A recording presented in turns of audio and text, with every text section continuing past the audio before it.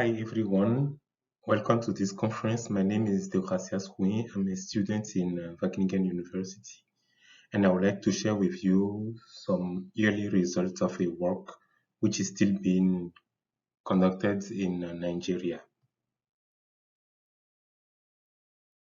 In this presentation, I will start giving you a background, asking some few questions, saying what we have done and what are the results we've got so far.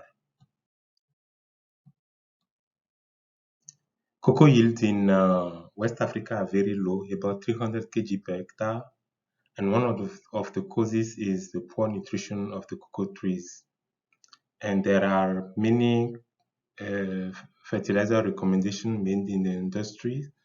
And as we can see on these two examples, on the left, the recommendation does not contain nitrogen, whereas on the right, the recommendation contains nitrogen. So the question is, when do we need nitrogen? In which condition should we apply nitrogen? And we would like to answer this question at a local scale. There is also in cocoa production a strong idea that fertilizer should only be applied when good agricultural practices are in place. But we do not know if there is any hierarchy among the practices which will allow the farmer to decide where to put most of its resources. Last year, we started a fertilizer trial in Ondo State, Nigeria, with 10 farmers. And on each farm, we have 4 treatments. On plot A, there was no fertilizer applied at all, it's a control. On plot B, we applied phosphorus and potassium at 50 kg per hectare for each of the nutrients. On plot C, we add 50 kg per hectare of nitrogen, and on plot D, we add 100 kg per hectare of nitrogen. We also recorded the management practices, and we focus on pest control, pruning, and weeding by giving them a monthly score. And to calculate an overall score, we just added up the scores of the individual practices. We also ran yield assessments from October 2020 to February 2021, whereas the fertilizer have been applied in June 2020.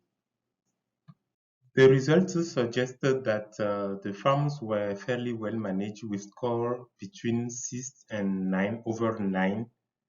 But we also found that there was some variation between farms and also some variation over time, which cannot be seen on this graph. These graphs are the result of a linear mixed model regression of cocoa yields on a few predictors, including the treatment, the density of the cocoa trees, the density of the shade trees, and the management scores. On the left panel, those management practices were assessed during the period of July-August, which correspond to the pod setting. And on the right panel, the same management practices were assessed during October-February, which correspond to the harvest season. Overall, we've seen that the yield were reduced by application of nitrogen, whereas pruning was the only management practice which significantly increased the yield. And this is true when the assessment was done during the pod setting. Overall negative effects of nitrogen need to be nuanced because we have 2 groups of farms. There is a small group of 3 farms where an effect on the cocoa yield was positive, but on the majority of the farms, it was rather P and K that gave a better yield. This brings us to the conclusion that application of macronutrients need to be balanced to achieve higher yields, and we cannot give a single recommendation even at a local scale. Thank you very much for your attention, and your contribution and question are the most welcome. Thank you. Bye-bye.